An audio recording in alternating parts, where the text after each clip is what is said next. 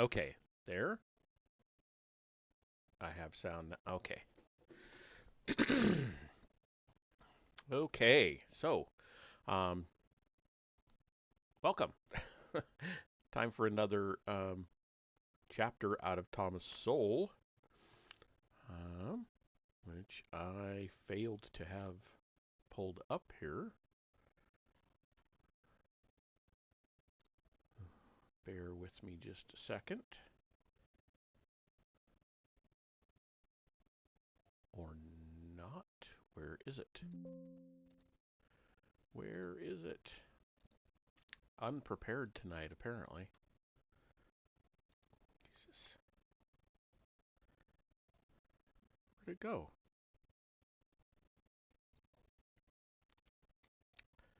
Okay, I'd have sworn I had it already here. Sorry about this. Okay, I'm going to have to actually look it up again.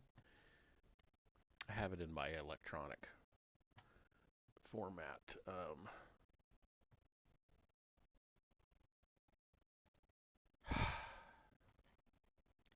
Annoying.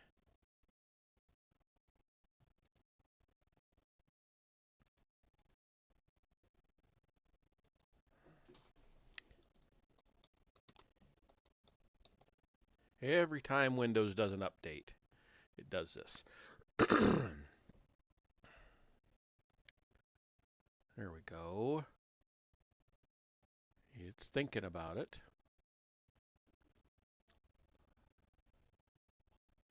Affirmative action around the world. There we go. Awesome. Okay. So we're on chapter 4 tonight.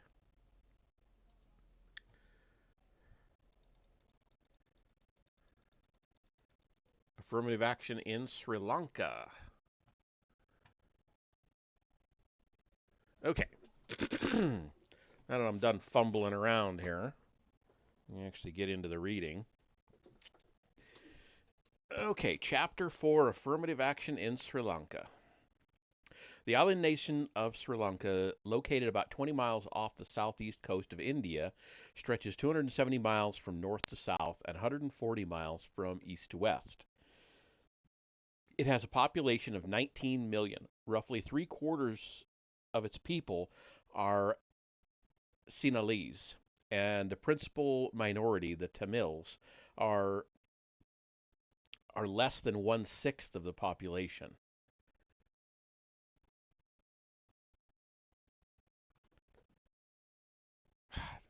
Okay. Since the middle of the 20th century, Sri Lanka has undergone one of the most remarkable and catastrophic changes in the relationship between its majority and minority populations.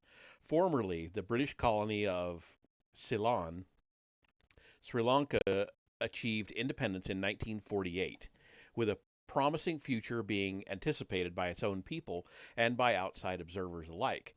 There was a basis for such optimism. Although the Sinhalese and the Tamils differed in ethnicity, language, and religion, and seldom intermarried, there was much evidence of goodwill across the social lines that divided them. The elites of both groups were westernized, English speaking, and cosmopolitan, and were used to working together in the British civil service and in private British businesses. Both elites tended to live in westernized enclaves together and apart from the more traditional masses of their respective groups. Moreover, and apart from the more traditional masses of their groups.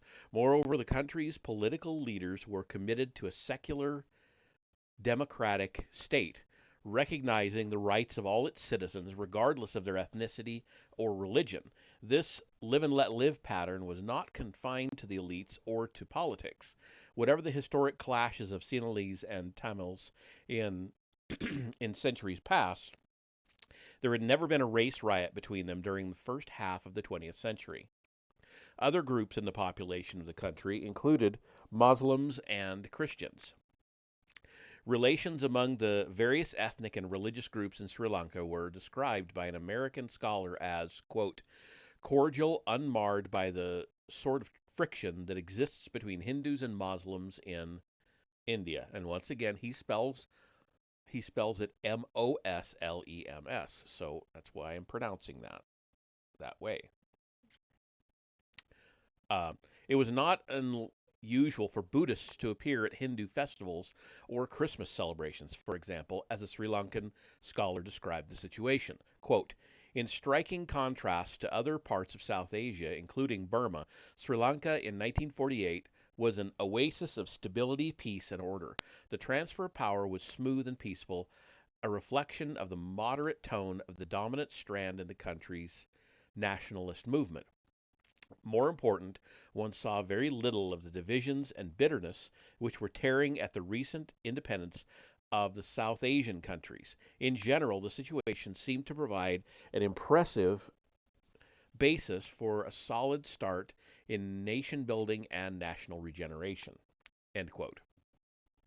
Yet this all changed radically within a decade after independence as a result of politicizing intergroup differences and instituting preferential policies. The basis for such policies was a familiar fact that different groups were not proportionally represented in the universities or the professions or in businesses. More specifically, the Tamil minority was more favorably situated in all these respects than the Sinhalese majority. As with other such differences in other countries, the reasons go back into history. Historical background. A succession of European conquerors arrived in Ceylon over the centuries. First, the Portuguese from 1597 to 1658, then the Dutch from 1658 to 1796, and finally the British from 1796 to 1948. The first two invaders conquered the coastal regions of the island, but the British eventually conquered all of it, though not all at one time. One lasting consequence of this history was that different regions of the country experienced westernization of different kinds for different periods of time and therefore differed among themselves culturally. Such differences existed within the Sinhalese and Tamil populations as well as between them. The Tamils were concentrated in the geographically less promising and less prosperous northern part of the island, with a dry climate and a lack of natural resources, while the Sinhalese lived where there was more fertile soil and more ample rainfall. When the various conquerors established Christian missionary schools, the Tamils were readily seized upon more readily seized upon education as a way out of their geographically disadvantaged circumstances. During the era of British rule, Americans also established a missionary school that eventually became Jaffna College, located in the northern region where Tamils were concentrated. American educators put more emphasis on mathematics and science than did the British schools, where a more literary education was offered. This meant that the Tamils were particularly well trained in subjects that would permit them to enter the sciences, engineering, and the medical field in the years ahead. Historic head starts had enduring consequences in Ceylon as in other parts of the country. Nor were Tamils the only group to benefit from Western education. The much earlier Dutch colonial rule had left as part of its legacy a racially mixed Ceylonese group known as the Burghers, many being part Dutch, whose earlier assimilation to Western culture enabled them to prosper in later colonial regimes, including that of the British, where they served in the colonial civil service. As of 1870, these Eurasian burghers constituted. Oh, we're in an ad. So, um, we'll wait. We'll wait it out.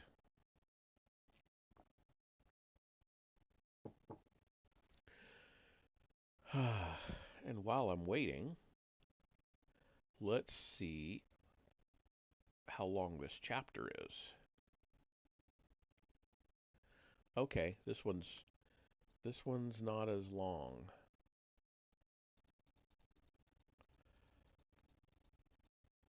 as the others have been.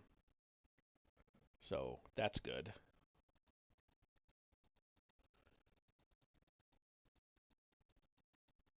Where am I going to start over?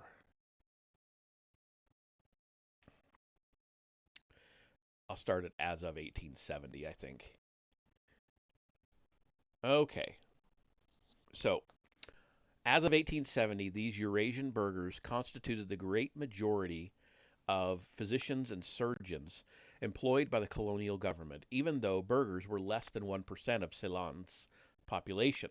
Although descended from the Dutch and the Ceylonese, most burghers spoke English after the imposition of British rule, since English facilitated employment by the British authorities.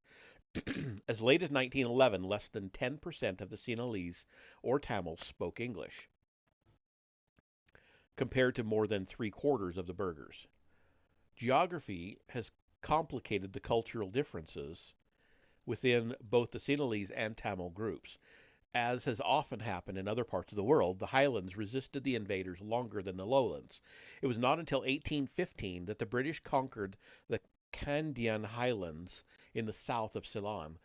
What this meant culturally was that the lowland Sinhalese began to be westernized before the Kandyan Sinhalese.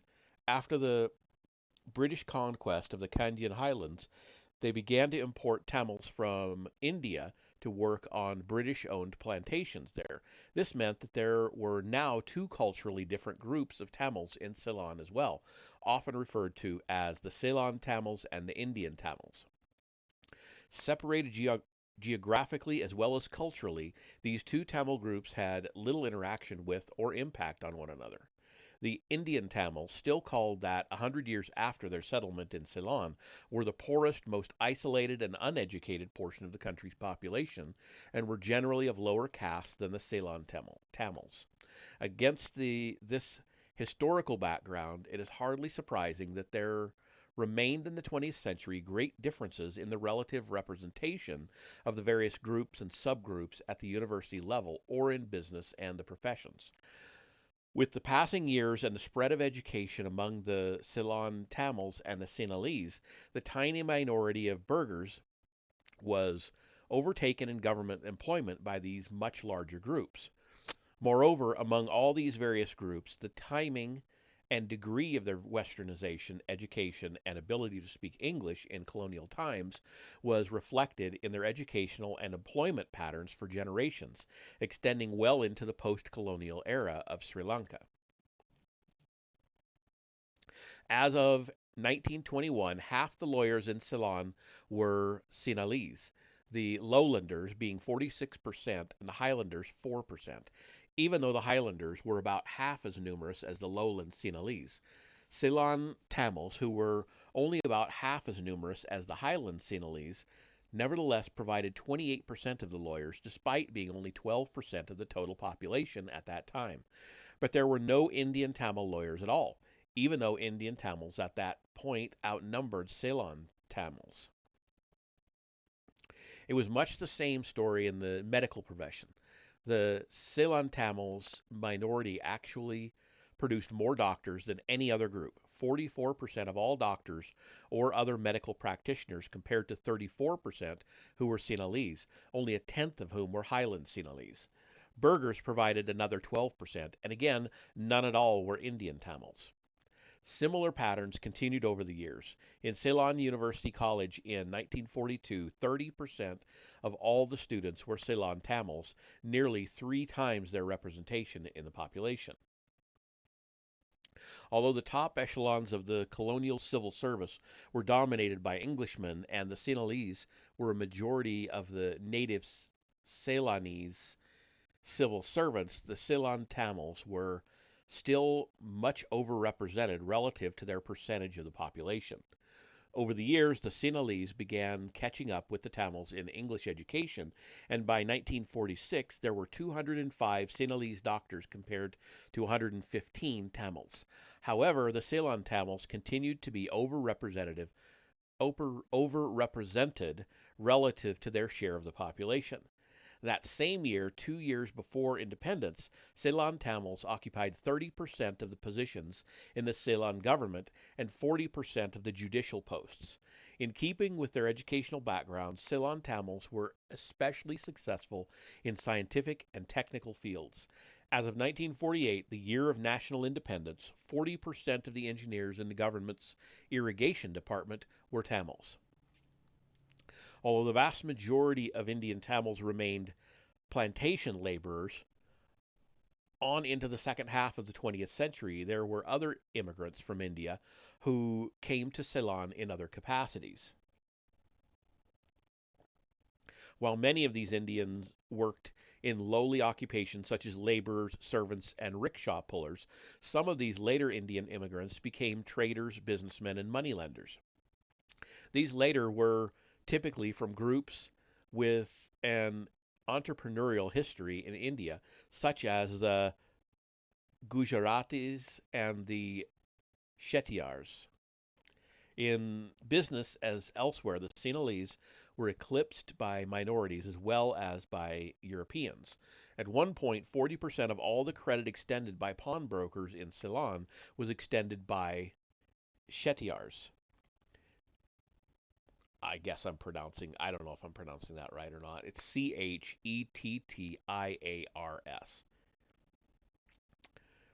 Nearly 90% of all the imported rice was imported by Indians and the rest by Europeans. As of 1945, there were an estimated 750 Shettiar firms in Ceylon with an aggregate capital of 7.5 million pounds. The retailing, wholesaling, and textile trades were also largely in the hands of Indians.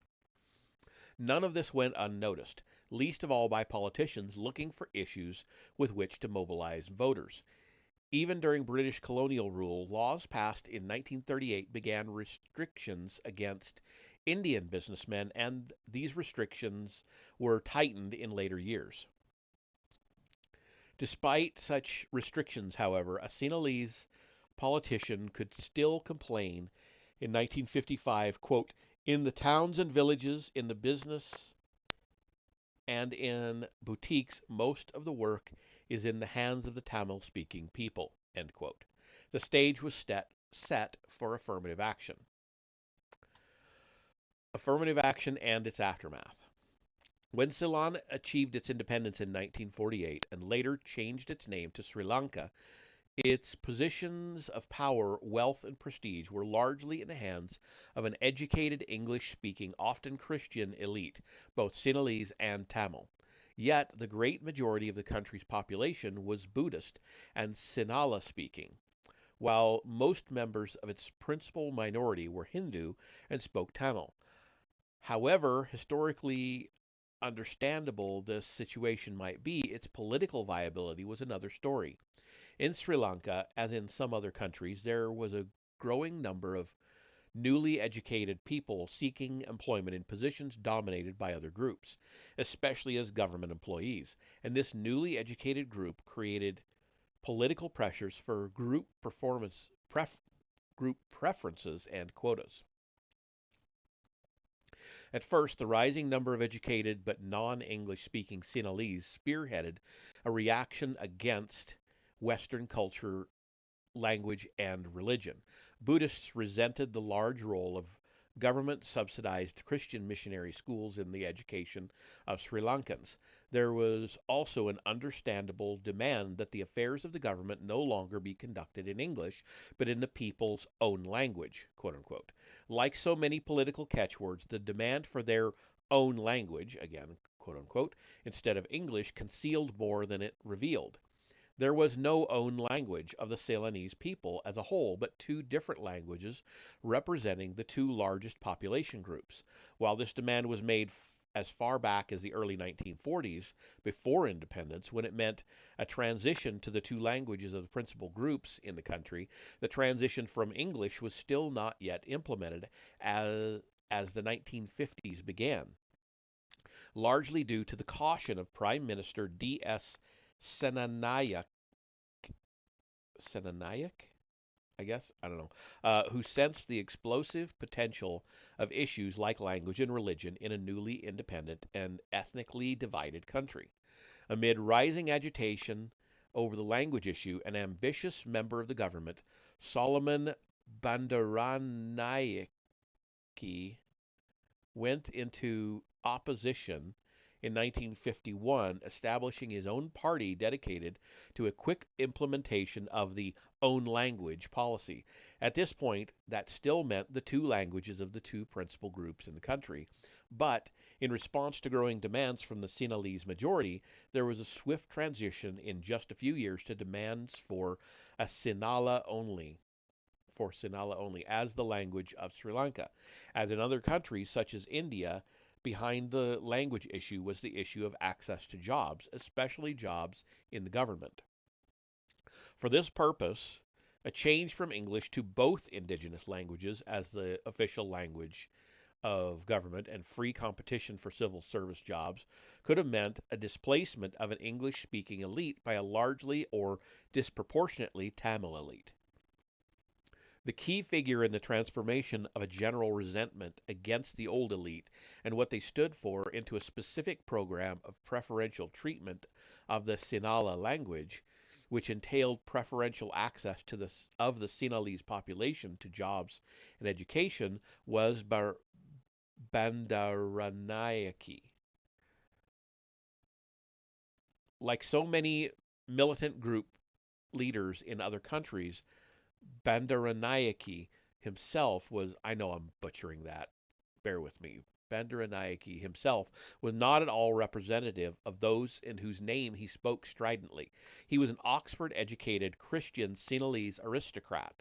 His godfather was the British colonial governor, who grew up speaking English and unable to speak Sinhala. But, like some other Sinhalese politicians of his time, Bandaranaike became Buddhist, Sinhala speaking, and an extremist on language, religion, and Sinhalese culture. Hey Vesper, how's it going? Nice to see you. Welcome in. It's going good. I'm enjoying this book. It's a little dry, but I am enjoying it. Let's see.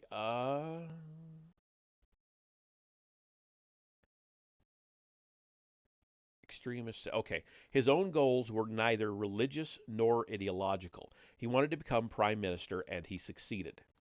In 1956, Bandaranaike was elected in a landslide victory that swept away the old elite so thoroughly that only he and one cabinet member in the new government had ever held high office before.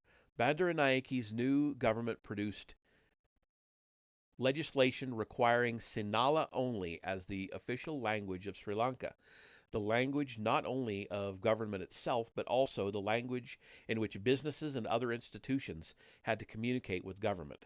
As in India and Malaysia, language policy in Sri Lanka became a focus of intergroup strife because of its potentiality for having profound effects on educational and economic opportunities. However, once having achieved the Prime Minister's office by whipping up intergroup resentments, Bandaranaike then attempted to moderate the anti-Tamil policies, but this only set off howls of protest from other Sinhalese demagogues with political ambitions of their own, including a future president, J.R. Jayawardene. I know I butcher those things. Okay, what do we got? He seems to be mentioned a lot on Twitter now, so I'm curious what he has to say. Oh, Thomas Sowell, absolutely. He's an interesting dude. It's I've read this and one other book of his so far, and they've both been really interesting reads. The Tamils' disproportionate representation in institutions of higher learning continued for some time, despite preferential treatment in favor of Sinhalese students. This overrepresentation of Tamil students was especially striking in engineering and medical science, where students from the Tamil minority were 48 and 49% respectively of all the students. The Sinhalese students were heavily concentrated in the liberal arts, while the Tamils were concentrated in the sciences. However, a series of policies providing preferences and quotas for the Sinhalese progressively reduced the Tamils' prospects in education and employment. Christian missionary schools also were a special target. In 1960, the government took over more than 2,000 private schools, quote, to ensure equality of educational opportunity to all children regardless of race, religion, economic condition, or social status, end quote, and to provide a kind of education, quote, which is national in its scope, aims and objects, and in conformity with the cultural, religious, and economic aspirations of the people, end quote. At the university level, Sinhalese applicants could gain admission by meeting lower standards than those required for Tamils to gain admission. In the civil service, in 1963, the government began sending Sinhalese employees to staff their offices in the northern region where the Tamils were concentrated. A year later, the government began the compulsory retirement of Tamil civil servants who could not speak Sinhala. Sri Lanka's constitution was modified to eliminate a section that guaranteed minority rights. Declining prospects for education and employment now facing many Tamils, especially the young, looking forward to university education and professional careers, led to protests. Although these were peaceful protests in the tradition established by Gandhi in India, in the frenzied atmosphere whipped up by the Sinhalese politicians, the Buddhist monks, these protests led to Sinhalese mob attacks on Tamils. Despite the absence of race riots between these two groups in the first half of the 20th century, a number of such riots erupted from 1956 to 1958. But these were only the first in what would become a long series of bloody and lethal riots in the years ahead. Trains and cars were stopped by angry mobs, their passengers assaulted and some burned alive. Such horrifying scenes would be repeated many times in outbreaks of riots over the years. The Tamils' political responses at first included relatively moderate demands for the use of their own language in official communications, and then for some autonomy in the regions where they were concentrated.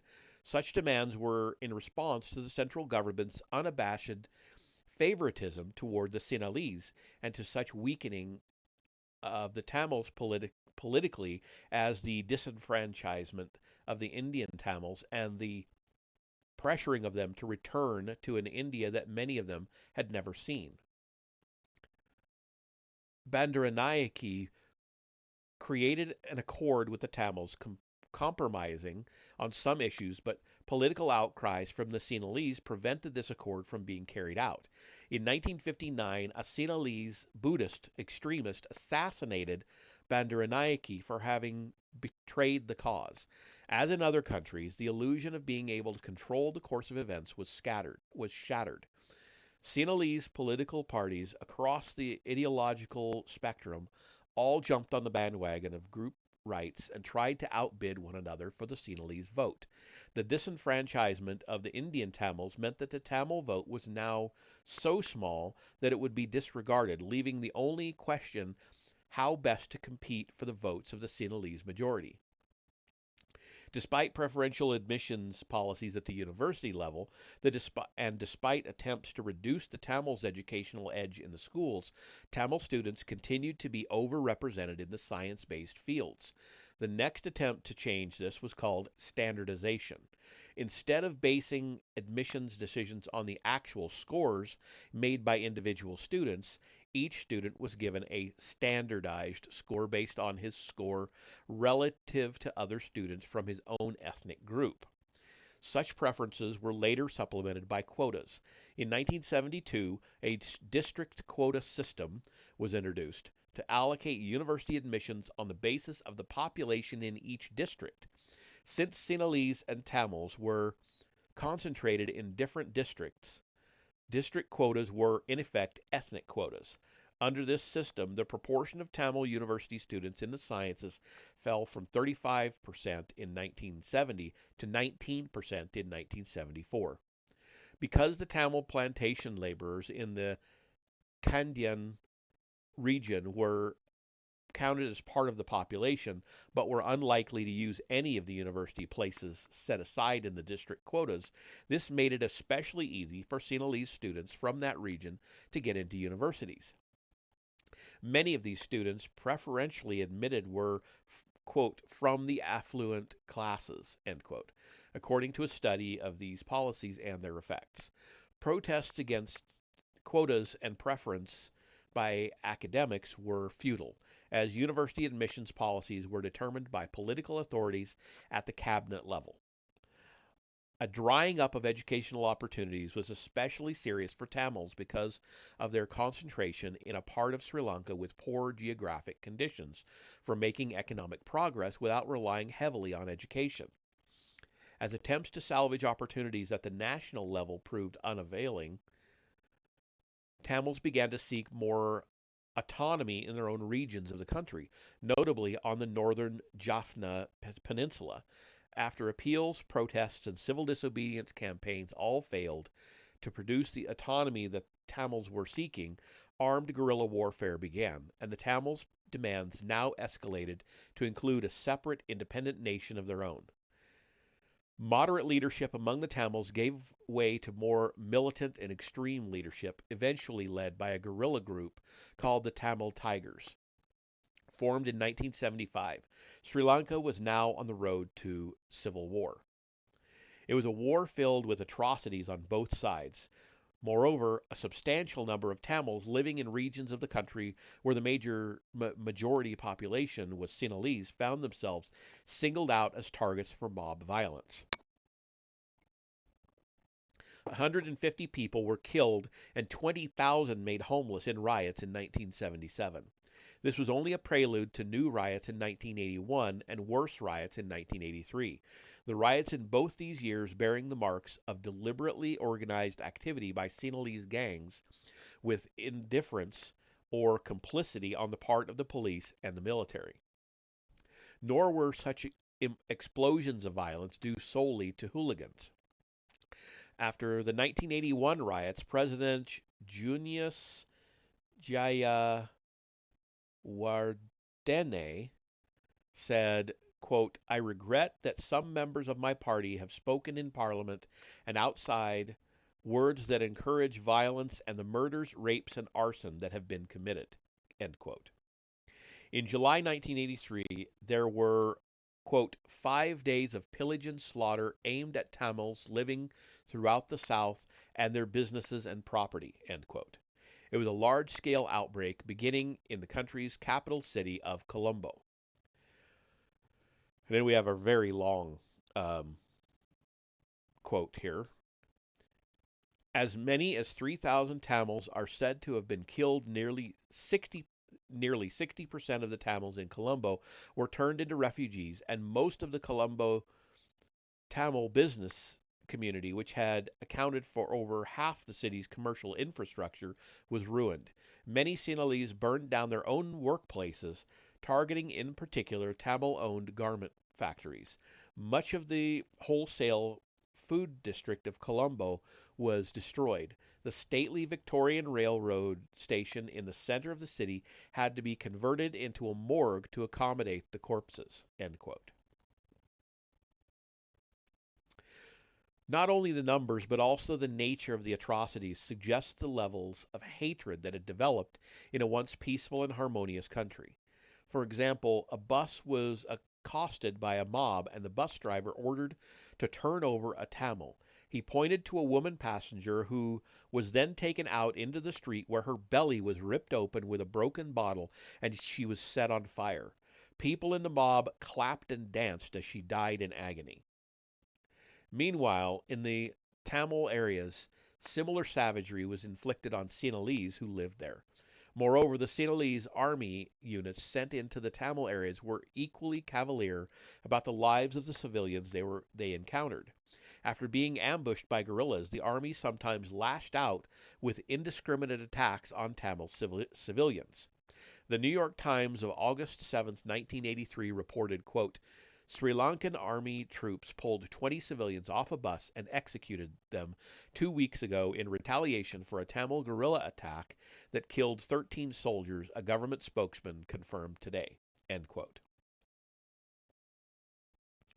Nor was this an isolated episode. A year later, The Economist of London reported, quote, random acts of revenge by soldiers or riot policemen continue, end quote. Tamils began to flee, not only from the areas with a Sinhalese majority, but also from Sri Lanka as a whole. By 1985, nearby India had received 40,000 Tamil refugees. Other Tamils emigrated to European or European offshoot societies, including Australia, Britain, and the Scandinavian countries. Meanwhile, the Tamil Tigers took over de facto control of the northern areas between 1977 and 1987, fighting the Sinhalese army and slaughtering other Tamils who opposed them, killing in the process more Tamils than the Sinhalese army killed. As violent incidents escalated into full-scale civil war in Sri Lanka, nearby India was drawn into the conflict. The Indian state of Tamil Nadu, across the water from Sri Lanka, became a base for the training of Sri Lankan guerrillas, who returned to their native land to fight for independence. In August 1987, the Indian Army intervened directly by landing 50,000 troops as peacekeepers in the northern Tamil region of Sri Lanka, a move which outraged the Sinhalese population and was initially welcomed by the Tamils. The Indian troops' mission was to take over the maintenance of order from the Sri Lankan army and police forces and to disarm the Tamil guerrillas. But the Tamil guerrillas resisted being disarmed, and the process cost the Indian army more than 400 lives in the first year. Now engaged in hostilities, the Indian Army's own brutalities and atrocities alienated many Tamils, while their very presence, ostensibly at the invitation of President Jayawardene, who actually had no choice given the relative sizes of the two countries, spurred the formation of Sinhalese terrorists as opposed to any peace effort as their Tamil counterparts in the north. Sinhalese terrorists killed more than 200 supporters of the international accord that had ratified the intervention of Indian troops and narrowly missed an assassination attempt on President Jayawardene himself. An assassination attempt which did not miss was one in which a Tamil suicide bomber from Sri Lanka killed herself and Indian Prime Minister Rajiv Gandhi in India in 1991. Sri Lanka had now reached a stage where the initial issues that ignited the conflict were buried under a large overlay of mutual hatreds, distrust, vengeance, and counter-vengeance. Perhaps most ominous of all was the formation of murderous extremist organizations among both the Sinhalese and the Tamils.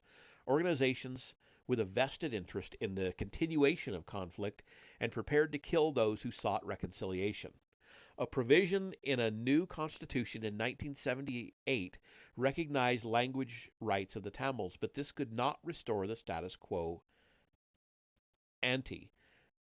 It was, in a World War II phrase, quote, too little and too late, end quote. The Civil War continued on for decades more.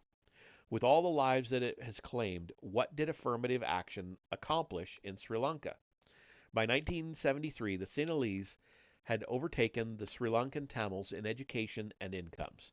And of course, they were already better off than the Indian Tamils in both respects, even before group preferences and quotas were instituted. Contrary to widespread assumptions, it was not when economic disparities were greater that intergroup strife was greater. On the contrary, the Sinhalese and Tamils coexisted peacefully in the 1920s when the Tamil minority produced more doctors than the Sinhalese majority. It was a decade after the Sinhalese had overtaken the Tamils in numbers of doctors in 1946 that the first mob violence against the Tamils erupted, and it was a decade after the Sinhalese had overtaken the Tamils in income and education with the help of preferences and quotas that the majority unleashed its biggest and most savage riots against the minority. In short, it was not the disparities which led to intergroup violence, but the politicizing of those disparities and the promotion of group identity politics. Summary and implications.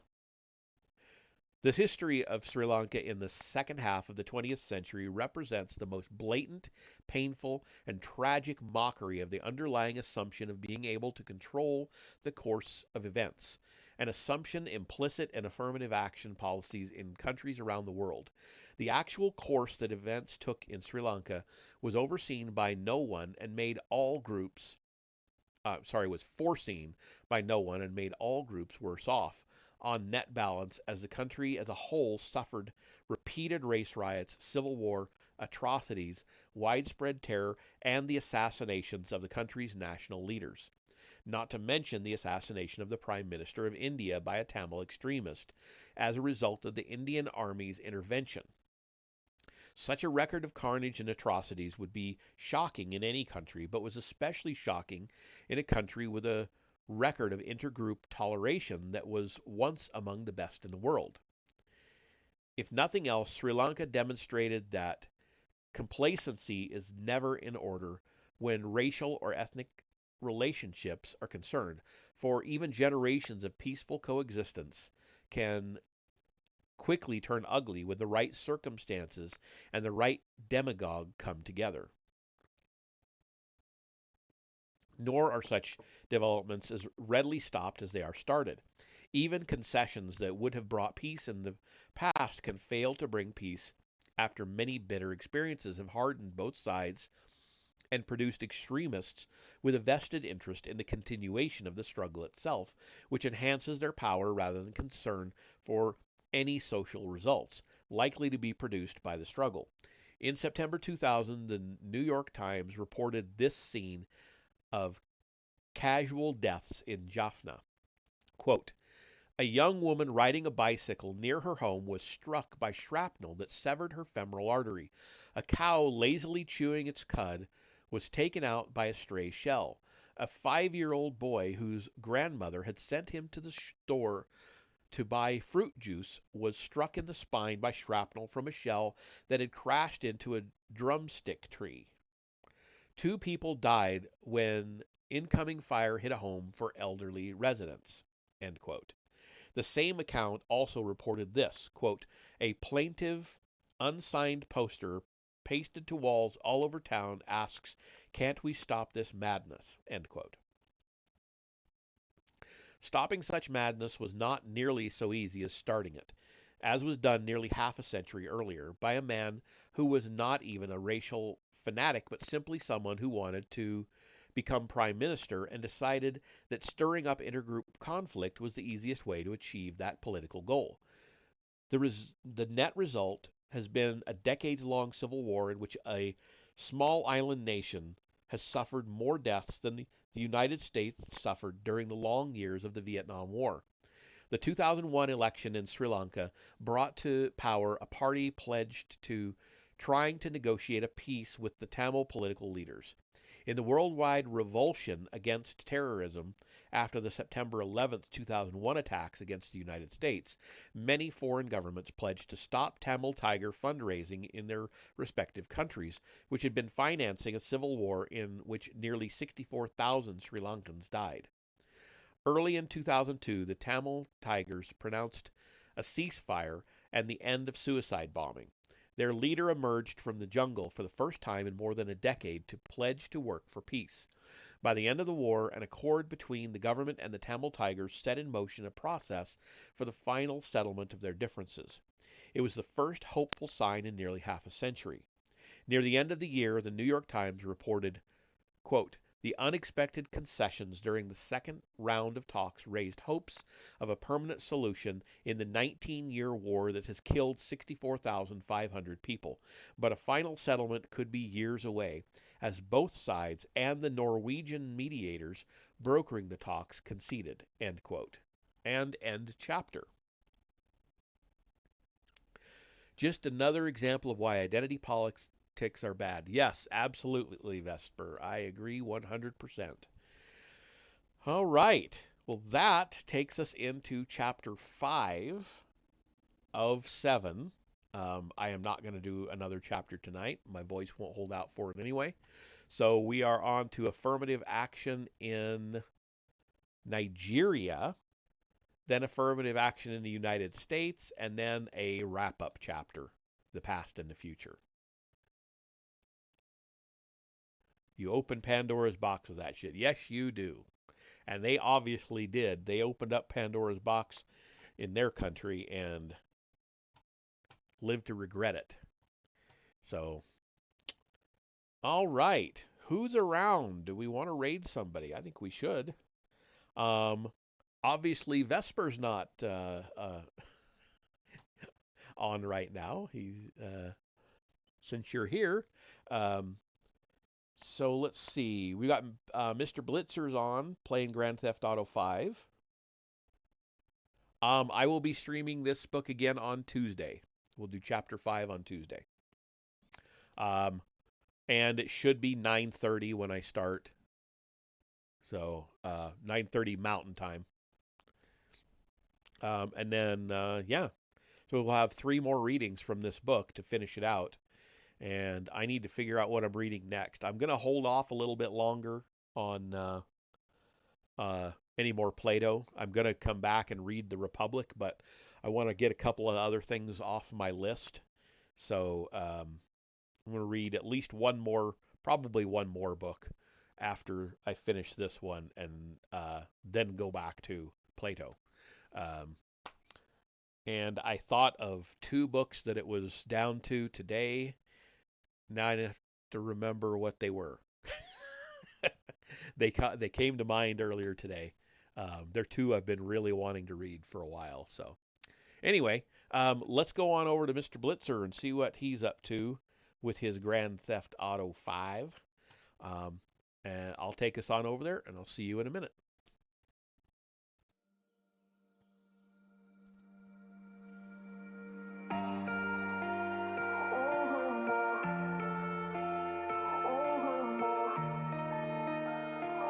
Bear with me.